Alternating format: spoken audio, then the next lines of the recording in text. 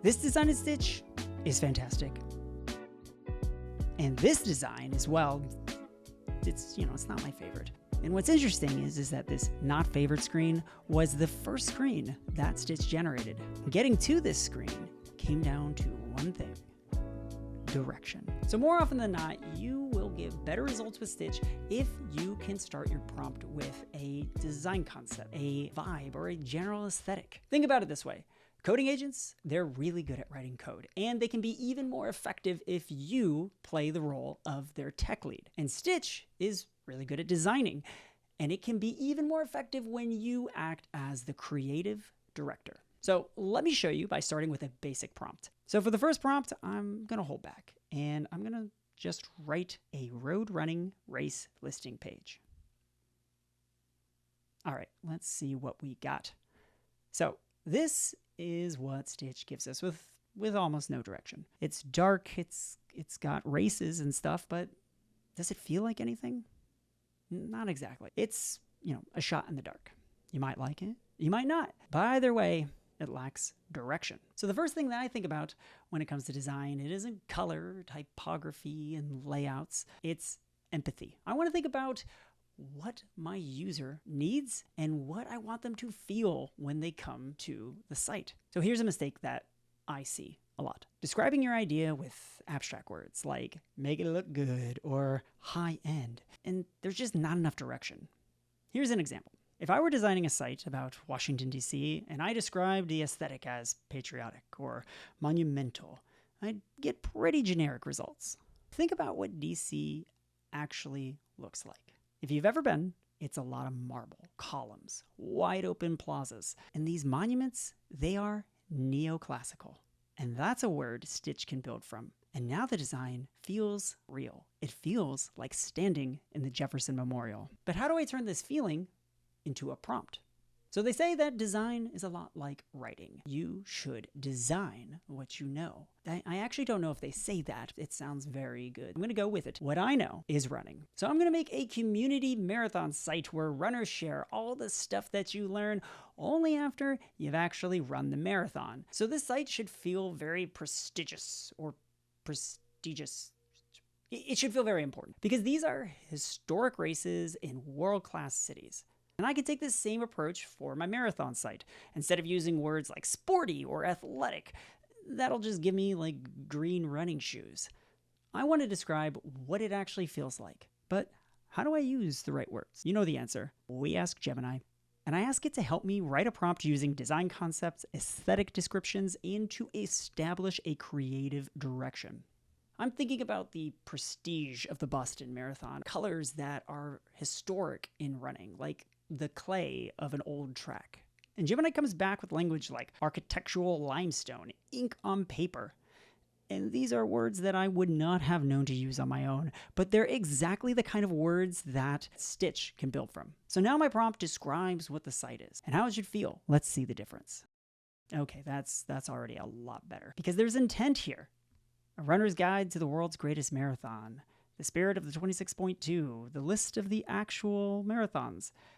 This is not perfect, but it's something I can work with. So before we go any further, notice that Stitch already created a design system for us. This is the DNA of your design. It contains colors, fonts, components, and you can use this to keep screens in your project consistent. And there's a second tab in here called design.md.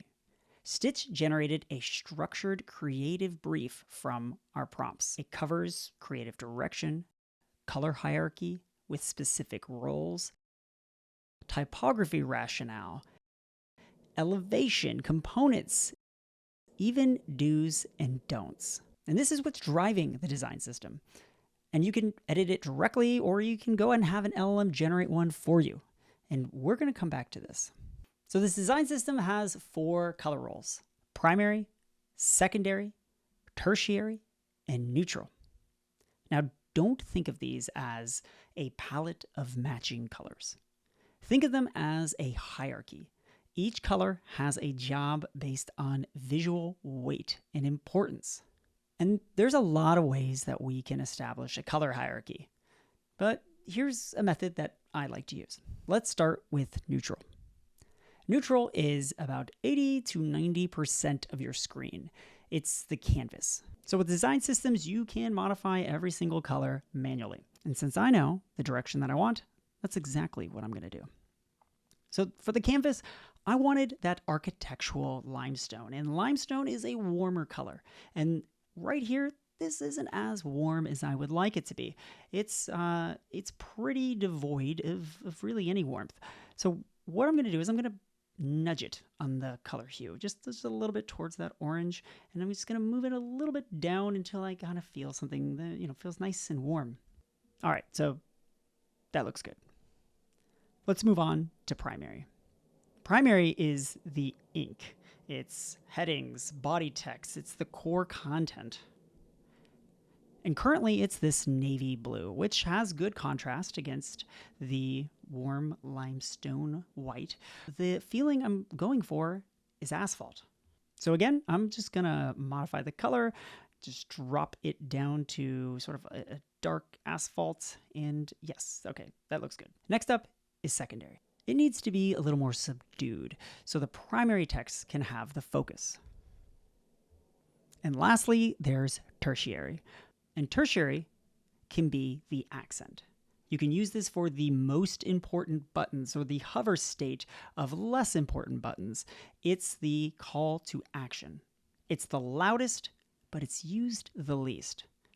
It's third in volume, but it's first in visual pull. And I wanted to set this to that clay color. So I'm going to move around on the wheel till it feels something that is like a nice old dirt track clay. And this earthy red is going to pull your eye right to the action. So the next part of the design system are fonts. The font hierarchy sets up headline, body, and label. And you can specify which values you want for each. This design system set up newsreader as the headline, and this makes sense because I conveyed a very fancy and authoritative and historical tone. But that's not quite the direction I want to go with. So, I've been cheating because, I have to prepare the video. So I really like Public Sans for this because one of the goals is that I want to have the reverence for the marathon and for it to feel like a prestigious journal, but approachable at the same time. So Public Sans is great for that because it feels official, but it is a rounder, more friendly font. So I'm going to set that for both the headline and the body. And then for the label, I'm going to set it to Space Grotesque. Now, a note on Space Grotesque. We all have our opinions on fonts, and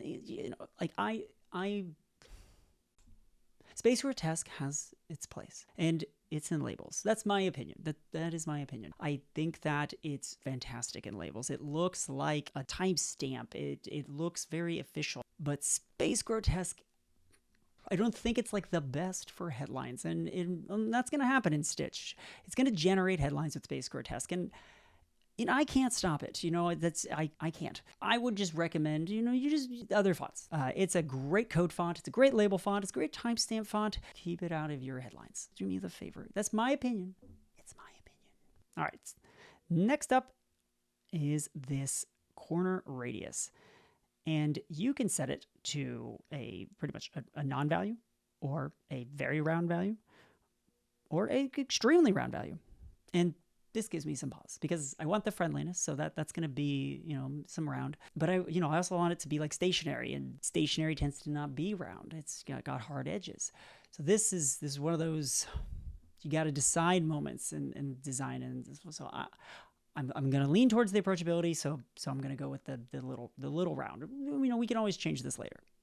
So now I have a new design system, but to apply it to this design, I need to right-click it and select Update to the latest design system. All right, so this looks pretty good. I really do love the Public Sans font. I cheated, but it's good. It's a great font. So I want to preview this, and I can click the preview icon at the top, or I can just hit Shift-P. And this opens it up in this nice Stitch responsive viewer. And as I scroll through, I can see that this already looks so much better. There's some work still, but this is a lot better from the original design. It feels like it has a lot of direction going for it.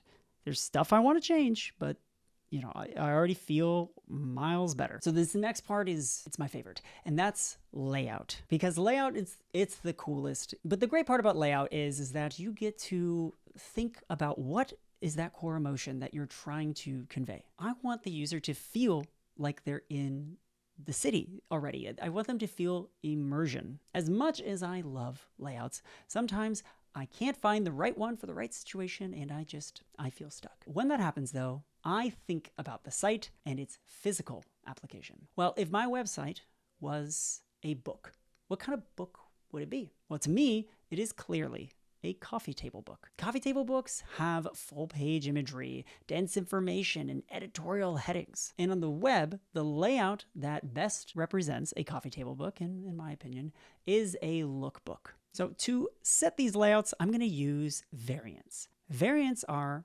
incredible because they allow you to create more than one go at your design, and you can scope it to specific aspects. You can also set the level of creativity. Refine is, just a little bit, not too much. Explore, to me, that's the sweet spot. And reimagine, that one can go pretty wild. Buckle up when you use that one. It can be fun, but it goes places. So in this case, I'm going to select Explore, and I'm going to write a custom prompt. I'm going to ask it to explore an editorial lookbook layout. I want it to be editorial, so it has those big headers and that editorial feel. The lookbook will really express that specific layout with the imagery.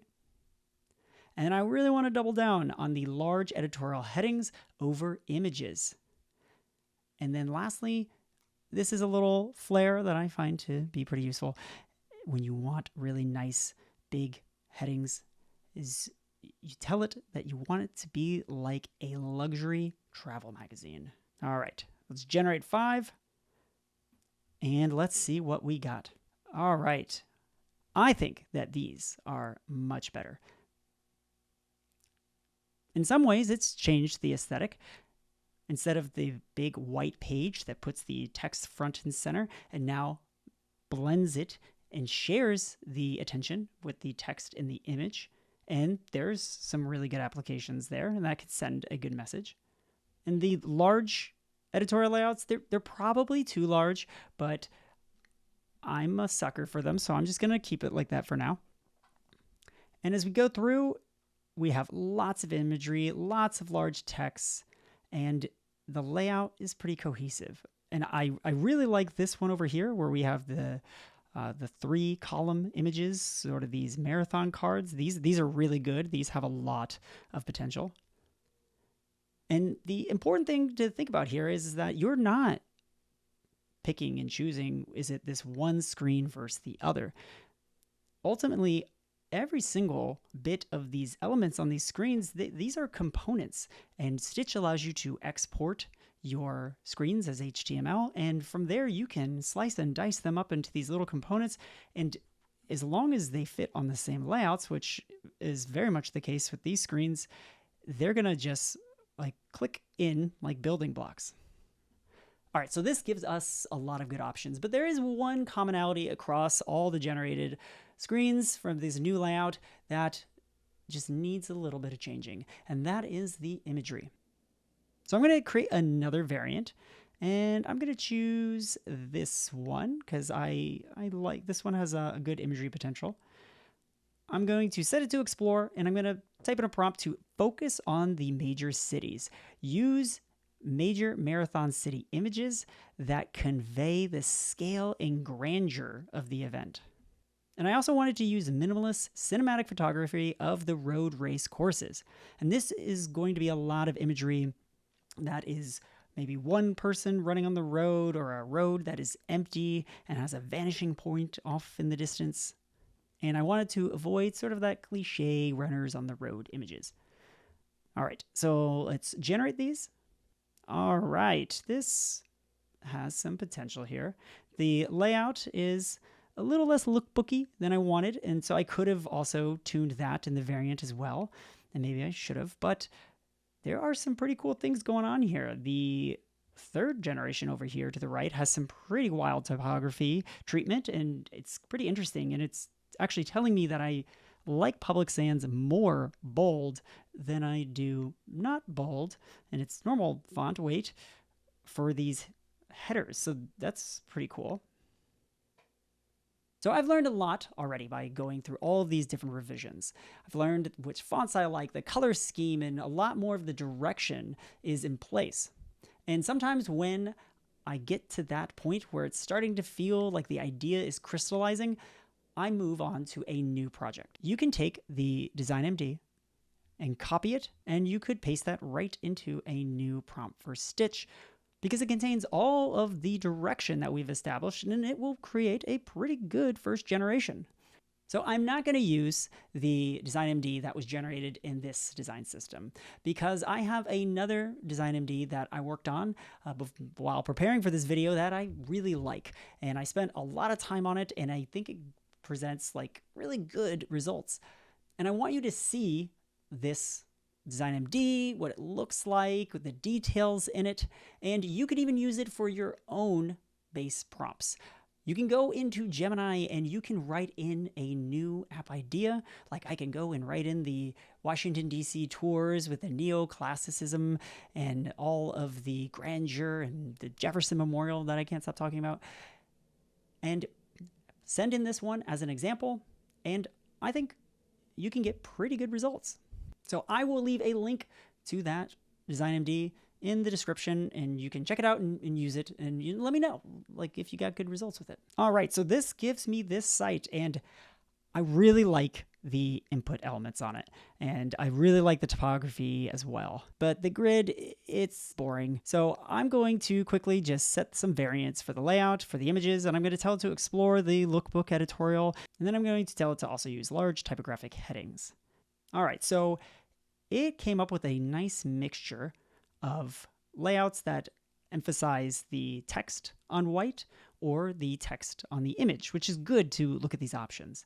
And I really like a lot of these directions here and some of these components. But let me go and preview this one right here, because I'm pretty sure this one is going to be interactive. So when I scroll down to this, yes, this is a horizontal scroller. And this was definitely directed by the lookbook layout. So I'm really happy with the way this looks. But to me, there's just this one thing that feels off. And that's the content. It doesn't feel real. So scrolling through this, the aesthetic is clearly there. The colors, the layout, the typography, it's all working. But reading the text, it's generic. My app is a community app for marathoners. And the heading, the Elite Calendar, that's not quite what I'm looking for. But there is one thing you can do that will vastly improve the way this looks on the page, and that is copywriting. And no, you don't have to think about all the text all yourself. I mean, it's 2026. Like, we got lots of tools for that. And one of my favorites are using an agent skill. So here at skills.sh, there's a whole repository of all of these agent skills that have all this knowledge and expertise all tied in with all of these tools. Now, if you don't have a lot of familiarity with running command line tools or development tools, it's okay. There's an easy way to still get set up here. So in skills.sh, the repository of open agent skills, I can type in copywriting, and up the top, there is a copywriting skill, which is in a GitHub repository of marketing skills that is written by Corey Haynes. Thank you, Corey. This one's great. We can click into the GitHub repo and give it a star. And you can take a look at the actual content, clicking into skills and then the skill MD and all of the reference content as well. So if you are not familiar with command line tools, agent skills, or any development tools for that matter, that's okay. These skills are largely just really good information packaged up with what tools it needs to use. And this skill is really dependent on the information. So you can copy this text and you can send that over to Gemini and type in this process that I'm going to be following down in anti-gravity, and you'll get very similar results. So here in anti-gravity, I'm going to install this command. I'm going to run the skill. I'm going to set it to the default installation, set it to local. It has the copywriting skill installed at the project level. So I'm going to paste in some information about my app. And this right here is all the information that I've talked about so far, what the app is, all of the community aspects, the history of the marathon. And then I'm also going to add in my design MD because it has a lot of really good information that is useful in copywriting. Then here in the agent manager, I can use the / command to select the copywriting skill.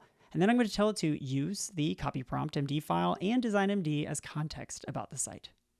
So End of Gravity, using Gemini 3.1 Pro High on planning mode, gives me this archival marathon community copy.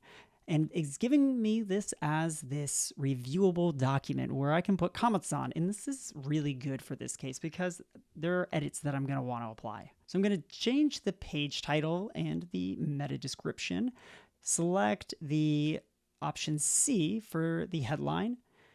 Make some comments on the sub-headlines and a bunch of other little things that are tailored to how I want my page copy to be.